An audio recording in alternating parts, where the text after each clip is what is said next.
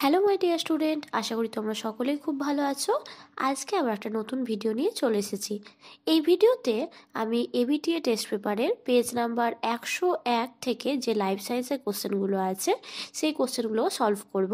এখানে 1 মার্কসের বিভাগ ক এবং বিভাগ খ এর যে সমস্ত কোশ্চেন রয়েছে সেইগুলো পরপর তোমাদের সাথে আলোচনা করে দেওয়া হবে। আর তোমাদেরকে বলে রাখি যে এর আগের দুটো পেজ নাম্বার 38 এবং 79, এই দুটো পেজ কিন্তু সলভ করে দেওয়া হয়েছে, তাই সেই ভিডিওগুলোর লিঙ্ক আমি এই ভিডিও ডেসক্রিপশন বক্সে দিয়ে রাখবো। তাছাড়া তোমরা এবিটিএ টেস্ট পেপার 2025-এর প্লে লিস্টটা চেক করলে পেয়ে যাবে। তো চলো আজকে আমরা দেরি না করে প্রথম যে কোশ্চেন রয়েছে সেটা দেখে নিই। প্রথম কোশ্চেনটি দেখো, বিভাগ কয়ে বলা হয়েছে নিচের বক্তব্যগুলি পড়ো এবং সঠিকটি নির্বাচন করো। অন্তঃক্ষরা গ্রন্থি নালীযুক্ত ও উৎসেচক ক্ষরণ করে।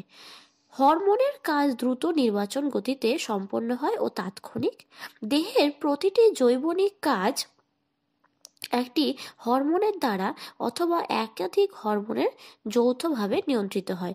তো এখানে দেখো যে আমাদের এখানে তিনটে অপশান যেটা আলোচনা করলাম, তার মধ্যে থেকে তোমরা যদি এবার ডি নম্বর অপশানটা যাওয়ার আগে দেখো সি নম্বর অপশানে কিন্তু আমাদের সঠিক অ্যান্সার হয়ে যাচ্ছে।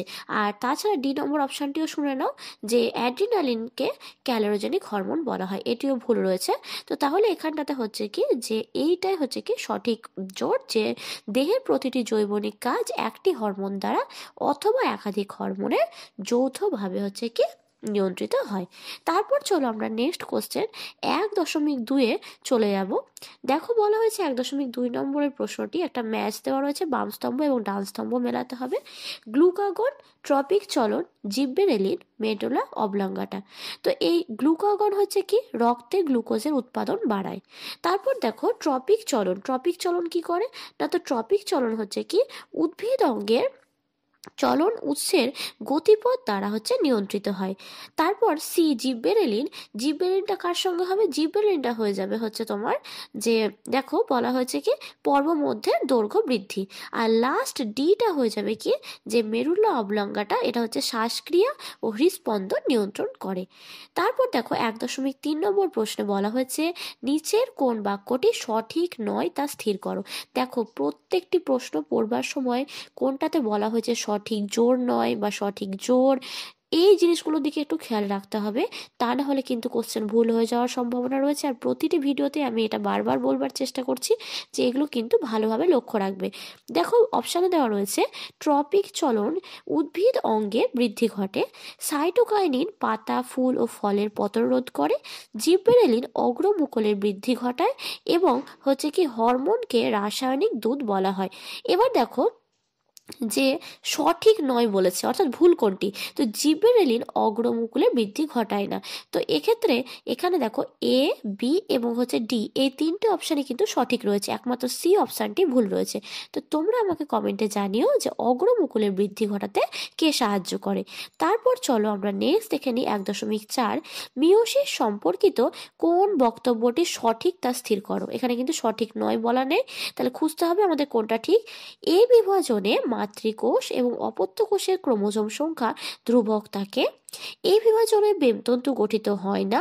তারপর দেখো বলা রয়েছে কি এই বিভাজনে ক্রসিং ওভারের ফলে জিনের পুনঃসংযুক্তি ঘটে এবং এই বিভাজনে দুটি অপত্য কোষ উৎপন্ন হয়। তো এখানে আমাদের সঠিক অ্যান্সার হয়ে যাবে হচ্ছে কি না, তো এই বিভাজন ক্রসিং ওভারের ফলে কি হয় না, তো জিনের পুনঃসংযুক্তি ঘটে। তারপর দেখো 1.5-এ বলা হয়েছে অযৌন জনন সম্পর্কিত নিচের কোন বক্তব্যটি সঠিক। দুটি বিপরীত লিঙ্গের জীব থেকে অপত্য জন্মায়, মিয়োসিস পদ্ধতিতে গ্যামেট উৎপাদিত হয় ও স্ত্রী অপত্য জীব জোড়নীতি জীবের ন্যায় জিনগত বৈশিষ্ট্যের অধিকারী হয়। আর লাস্ট যেটা রয়েছে পুং গ্যামেট ও স্ত্রী গ্যামেট নিষেক ঘটলে অপত্য সৃষ্টি হয়। তো এখানে আমাদের অ্যান্সার হয়ে যাবে অপশন সি, অপত্য জীব জোড়নীতি জীবের ন্যায় জিনগত বৈশিষ্ট্যের অধিকারী হয়। তারপর দেখো নিচের কোন জোটটি সঠিক তা নির্বাচন করো। প্রোফেজ বলা হয়েছে কি অপত্য ক্রোমোজোমের মেরুবর্তী গমন, এটা ভুল রয়েছে। তারপর দেখো মেটাফেজ, মেটাফেজে রয়েছে নিউক্লিয়াসের পূর্ণ গঠন। মেটাফেজে কি সত্যি সত্যি নিউক্লিয়াসের পূর্ণ গঠন হয় না। তারপর দেখো বলা হয়েছে কি টেলোফেজে হচ্ছে বেমতন্তুর অবলুপ্তি। আর লাস্ট অপশনে বলা রয়েছে অ্যানাফেজ বেমতন্তু গঠনের সূচনা। তো এখানটাতে দেখো তোমাদের যেটা টেলোফেজ প্রেমতন্তুর অবলুপ্তি, এই জোটটা কিন্তু সঠিক রয়েছে। তারপর চলো নেক্সট কোশ্চেন আমরা দেখবো 1.7। দুটি সংকর লম্বা, অর্থাৎ একটা বড়টি একটা ছোটটি মটর গাছের সংকরণের ফলে প্রথম বংশে যত শতাংশ লম্বা হবে তা বলেছে কি যে মটর গাছ পাওয়া যাবে তা গণনা করে লেখো। এবার দেখো এখানটাতে হচ্ছে কি দুটো সংকর লম্বা গাছের মধ্যে হচ্ছে কি সংকরায়ন ঘটাতে বলা হয়েছে। তাহলে একটা বড়টি এবং একটা ছোটটি এর সাথে কার ক্রসিং করব, একটা বড়টি ছোটটি। এবার এই যে ক্রসিং এর ফলে সেক্ষেত্রে আমরা সংকর লম্বা কতটা পাবো সেটা কিন্তু আমাদেরকে বলতে হবে। এবার সেটা আমরা কি করে করব সেটা দেখো তোমাদের স্ক্রিনে আমি করে দিয়েছি, তো তোমরা সেটা ভালো করে দেখবে যে কি করে করতে হচ্ছে। না তো একটা বড়টি এবং একটা ছোটটি এর সাথে যখন ক্রস করালাম সেক্ষেত্রে আমরা পাচ্ছি কি না তো দুটো বড়টি পাচ্ছি, অর্থাৎ দুটো বড়টি পাওয়া মানে সেক্ষেত্রে সেটা হচ্ছে কি বিশুদ্ধ লম্বা। তারপরে দেখো একটা বড়টি ছোটটি এবং একটা বড়টি ছোটটি এইটা পাচ্ছি কতজন, 4 জনের মধ্যে 2 জন, তাহলে এরা কারা সংকর লম্বা। আর একটা পাচ্ছি কি দুটো ছোটটি।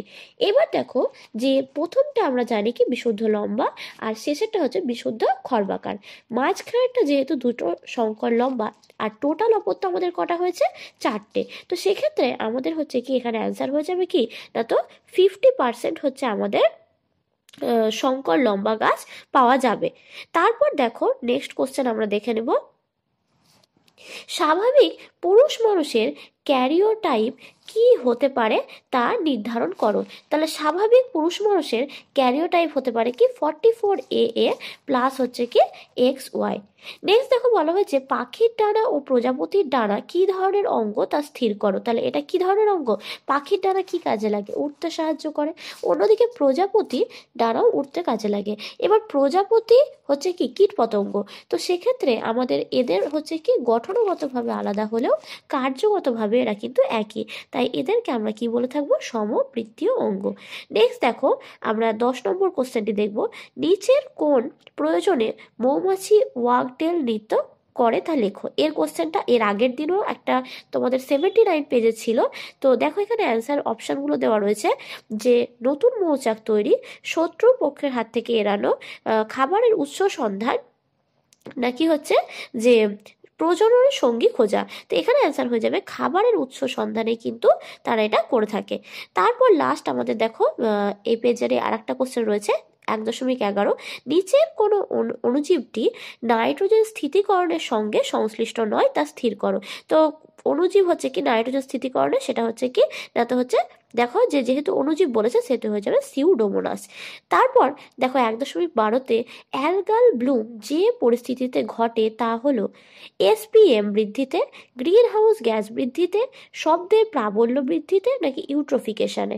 তো এটি ঘটে হচ্ছে যখন হচ্ছে ইউট্রোফিকেশন হয় তখন কিন্তু এটা হয়ে থাকে। তারপর দেখো বলা হচ্ছে 1.13 শব্দ দূষণ সম্পর্কিত নিচের কোন ফলাফলটি সঠিক তা স্থির করো। সঠিক নয় বলেছে দেখো হৃদস্পন্দন বৃদ্ধি, রক্তচাপ বৃদ্ধি, শ্রবণ ক্ষমতা নষ্ট হওয়া, ডিসলেক্সিয়া। তো দেখো হৃদস্পন্দন বৃদ্ধি শব্দ দূষণের ফলে কিন্তু হয়। তারপর হচ্ছে রক্তচাপ বৃদ্ধি, সেটাও কিন্তু দেখা যায়। শ্রবণ ক্ষমতা অর্থাৎ অতিরিক্ত জোরে অর্থাৎ শব্দ যখন হয় বা যেটা আমরা শব্দ দূষণ বলে থাকছি, তো সেক্ষেত্রেও কিন্তু শ্রবণ ক্ষমতা নষ্ট হয়ে যায়। তো এই তিনটে হচ্ছে কি যে সঠিক বলা রয়েছে, তাহলে হয় না সেটা হচ্ছে কি ডিসলেক্সিয়া হচ্ছে কি হয় না। তারপর দেখো 14 নম্বর প্রশ্নে বলা রয়েছে নিচের কোন জোটটি সঠিক তা নির্ণয় করো। পশ্চিম ঘাট হচ্ছে রেড পান্ডা, পূর্ব হিমালয় orangutan, Indo Burma lion tail macaque, নাকি সুন্দরল্যান্ড হচ্ছে অর্কিড। তো এখানে বলেছে যেহেতু সঠিক তাহলে সেটা হচ্ছে কি সুন্দরল্যান্ড হচ্ছে অর্কিড, এটা হচ্ছে কি সঠিক জোর।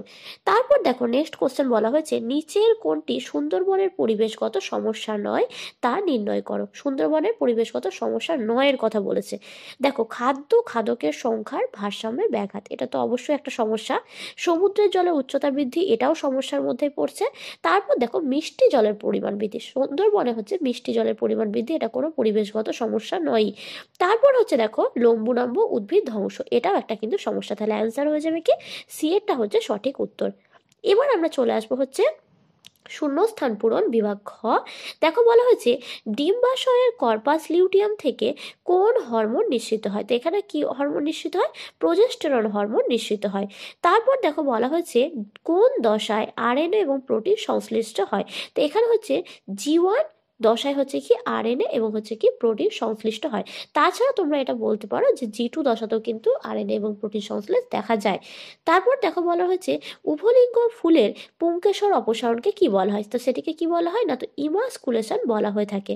তারপর বলা হয়েছে দেখো ড্যাশ সংরক্ষণ রাজ্য সরকারের তত্ত্বাবধানে বিশেষ প্রজাতি বিপন্ন প্রাণী সংরক্ষণ করে থাকে। এটা হয়ে যাবে কি অভয়ারণ্য সংরক্ষণে রাজ্য সরকারের তত্ত্বাবধানে বিশেষ প্রজাতি বিপন্ন প্রাণী সংরক্ষণ করা হয়। আর এটা আরেকটা কোশ্চেন বাদ চলে গেল, নাইট্রিফাইং ব্যাকটেরিয়ার উদাহরণ হচ্ছে কি নাইট্রোসোমোনাস। তারপরে দেখো লাস্ট আর একটা কোশ্চেন আছে, কয়লা খনিতে কর্মরত শ্রমিকদের জন্য বায়ু দূষণ জনিত একটা রোগের নাম হচ্ছে তোমাদের হচ্ছে যে ব্রঙ্কাইটিস নামক হচ্ছে কি এক ধরনের রোগ দেখা যায়। তারপর নেক্সট কোশ্চেন দেখো, এবার হচ্ছে সত্য মিথ্যা নিরূপণ রয়েছে। প্রথম প্রশ্নতে বলা হয়েছে 2.7 অক্সিন মূল কাণ্ড পাতায় অগ্রস্থ স্থায়ী কলায় উৎপন্ন হয়। তো এখানে হচ্ছে কি যে অগ্রস্থ যে স্থায়ী কলায় এটা ভুল রয়েছে, অক্সিন হচ্ছে কি মূল কাণ্ড তে উৎপন্ন হতে দেখা যায়, কিন্তু এই যে অগ্রস্থ স্থায়ী কলা দিয়েছে এটা কিন্তু ভুল। তারপর হচ্ছে অযৌন জননে গ্যামেট উৎপাদন হয়, এটাও ভুল। কারণ কি অযৌন জননে তোমরা খুব ভালো করেই জানো যে এটা অযৌন জননে নয়, যৌন জননে গ্যামেট উৎপাদিত হয়। তারপর দেখো বলা রয়েছে হেটেরোজাইগাস জীবের প্রচ্ছন্ন বৈশিষ্ট্য প্রকাশিত হয় না, এটাও ভুল রয়েছে। তারপর দেখো অনুকূল প্রকরণযুক্ত জীব জীবন সংগ্রামে জয়ী হয়, এটা সঠিক। তারপরে দেখো বলা রয়েছে যে অভঙ্গুর দূষক জীব বিবর্ধনের জন্য দায়ী, এটাও সঠিক। লাস্ট দেখো 2.12 পূর্ব হিমালয় হটস্পটে তুষার চিতা দেখা যায়, এটাও সঠিক রয়েছে। এরপর আমরা মিলাবো হচ্ছে কি এ স্তম্ভ এবং বি স্তম্ভর সাথে।